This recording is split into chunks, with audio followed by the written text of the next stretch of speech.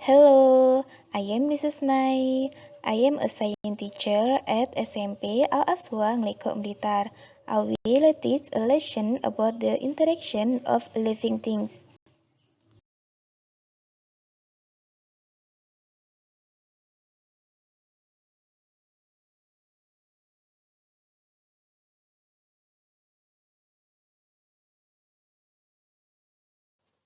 Saya akan menyampaikan materi tentang pola interaksi makhluk hidup. Subbab dari bab 6 yaitu bab ekologi dan keanekaragaman hayati Indonesia. Mata pelajaran IPA SMP kelas 7 kurikulum Merdeka. Tujuan pembelajarannya yaitu adalah menganalisis interaksi antara makhluk hidup dan melakukan observasi terhadap interaksi makhluk hidup di lingkungan sekitar. Tujuan pembelajarannya yaitu adalah menganalisis interaksi antara makhluk hidup dan melakukan observasi terhadap interaksi makhluk hidup di lingkungan sekitar.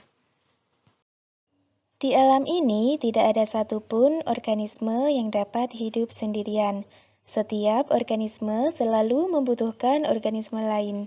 Adanya saling membutuhkan antara organisme satu dengan organisme lainnya akan menimbulkan interaksi. Interaksi antar makhluk hidup ini akan membentuk simbiosis. Simbiosis adalah hubungan antar makhluk hidup dengan makhluk hidup lainnya. Simbiosis berasal dari bahasa Yunani yaitu sim yang berarti dengan dan biosis yang berarti kehidupan. Berikut ini akan dibahas berbagai pola interaksi antar organisme. Yang ke-1 yaitu netralisme. Netralisme merupakan hubungan yang tidak saling mengganggu antar organisme dalam habitat yang sama. Hal ini bersifat netral, yaitu tidak diuntungkan dan juga tidak dirugikan. Yang kedua, mutualisme. Mutualisme merupakan hubungan atau interaksi antara dua organisme yang berbeda spesies, yang saling menguntungkan kedua belah pihak. Yang ketiga, komensalisme. Komensalisme merupakan hubungan antara dua jenis organisme yang berbeda spesies, di mana salah satu spesies diuntungkan, sedangkan spesies yang lain tidak dirugikan atau diuntungkan. Yang keempat, parasitisme. Parasitisme merupakan hubungan antara organisme yang berbeda spesies, di mana akibat dari hubungan tersebut terdapat pihak yang dirugikan atau inang, dan pihak yang diuntungkan atau parasit. Yang kelima, predasi. Predasi merupakan hubungan antara mangsa dan pemangsa atau predator.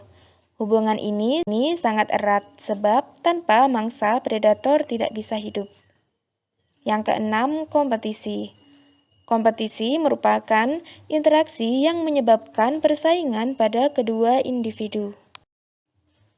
Contoh interaksi netralisme, yaitu hubungan kambing dan ayam. Keduanya tidak mempengaruhi satu sama lain, karena jenis makanannya berbeda. Netralisme antara hewan satu dengan yang lainnya ini tentunya dapat menciptakan keseimbangan lingkungan yang baik, serta menjaga agar tidak terjadinya kompetisi ataupun predasi antar makhluk hidup demi kelangsungan hidupnya. Contoh interaksi netralisme selanjutnya adalah interaksi antara lebah dengan capung, yang sama-sama makhluk hidup kecil yang sering terbang bebas dalam satu wilayah ataupun dalam wilayah yang lebih luas. Akan tetapi, apabila dua makhluk tersebut bertemu, mereka tidak akan saling mengganggu. Hal ini dikarenakan karena kebiasaan mereka yang sangat bertolak belakang. Jadi, hubungan yang terjadi di antara keduanya ini cukup damai. Pernahkah kalian melihat lumut kerak yang biasanya menempel pada pohon? Sepintas terlihat seperti organisme tunggal dan seperti spesies lumut. Bentuknya berupa lembaran tipis seperti kerak. Lalu, tahukah kalian apa yang dimaksud dengan lumut kerak itu? Lumut kerak atau lichen merupakan bentuk simbiosis mutualisme, yaitu simbiosis yang saling menguntungkan antara organisme jamur dan ganggang atau alga. Bagaimanakah hubungan kedua organisme tersebut sehingga dapat tumbuh menjadi lumut kerak? Coba ingat kembali materi tentang alga. Alga mempunyai klorofil sehingga dia mampu melakukan fotosintesis yang akan menghasilkan makanan. Selanjutnya, makanan tersebut digunakan oleh jamur untuk hidup dan tumbuh. Jamur melalui hifa-hifanya dapat menyerap dan menyimpan air dan mineral yang juga akan digunakan oleh alga. Jadi, keduanya itu saling membutuhkan. Contoh selanjutnya yaitu simbiosis komensalisme pada tumbuhan anggrek dan pohon mangga. Simbiosis komensalisme adalah ketergantungan antara dua makhluk hidup. Namun, dalam simbiosis ini, makhluk hidup yang satu mendapatkan keuntungan dan makhluk hidup yang lainnya tidak dirugikan ataupun juga tidak diuntungkan. Tanaman anggrek tumbuh dan berkembang dengan menempel pada pohon mangga. Tanaman anggrek akan mendapatkan cahaya matahari, air, dan zat organik dari kulit batang. Sementara pohon mangga tidak dirugikan dan tidak diuntungkan dalam simbiosis komensalisme ini. Contoh simbiosis parasitisme yaitu cacing pita dengan sapi.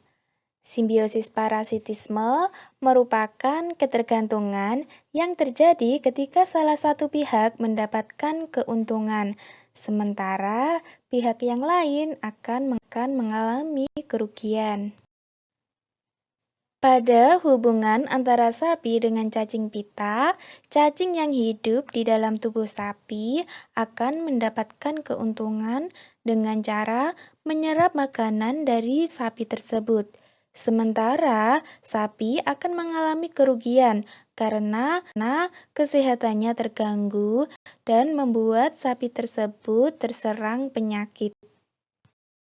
Contoh selanjutnya yaitu pola interaksi antara benalu dengan inangnya, termasuk salah satu contoh simbiosis parasitisme.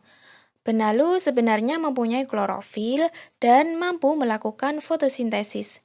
Akan tetapi, benalu mengambil alih air dan mineral dari tumbuhan inang.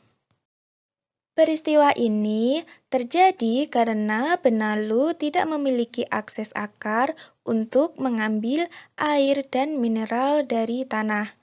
Tumbuhan inang akan dirugikan karena separuh hasil penyerapan akar digunakan untuk perkembangan tanaman benalu. Tali putri, si genit yang parasit.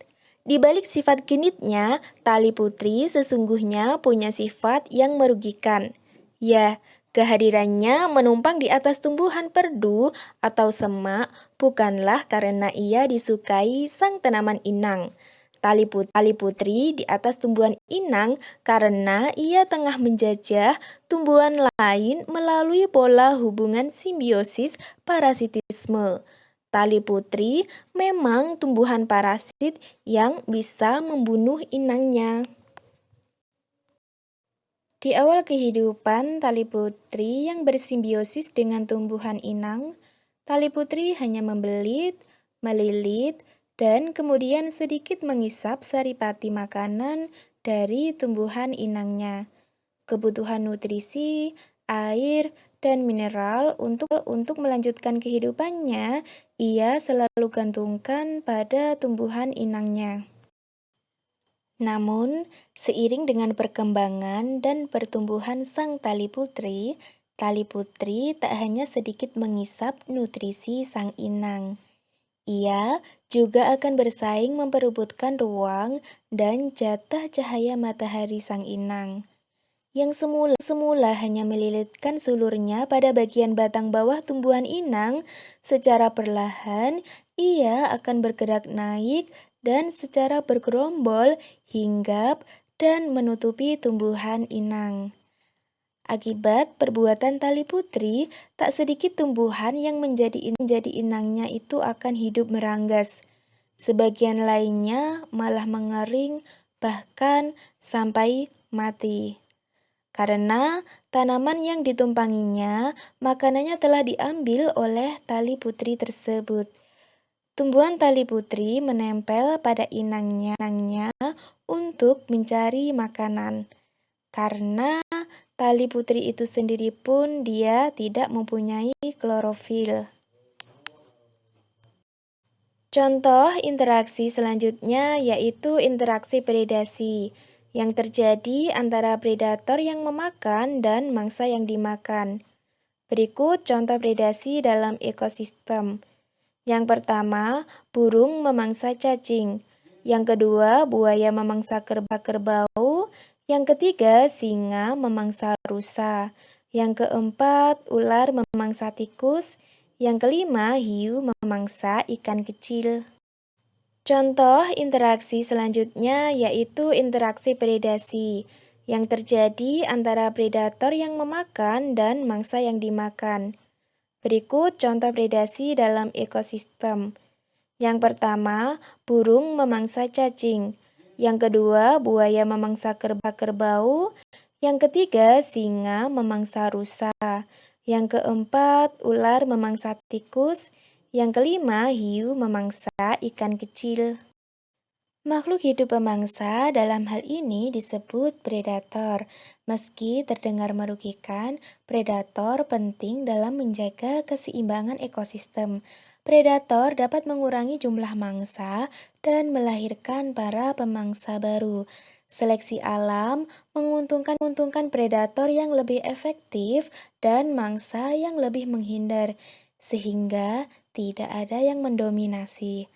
Predasi tidak selalu merugikan ekosistem, malah predasi berusaha untuk melindungi ekosistem agar tidak terjadi overpopulasi.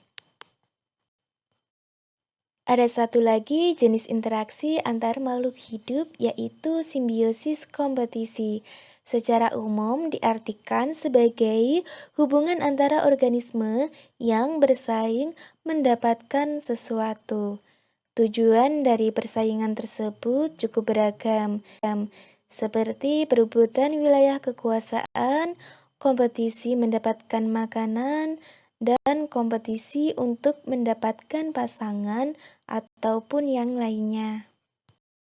Contoh hubungan kompetisi yaitu singa dan hina yang bersaing mendapatkan mangsa yang sama di habitatnya.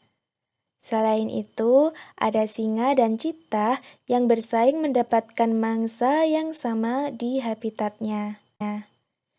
Serigala dan hewan herbivora yang bersaing dalam memperebutkan sumber air yang berakhir dengan serigala menguasai sumber air, sedangkan hewan herbivora harus mencari sumber air lain yang lebih aman.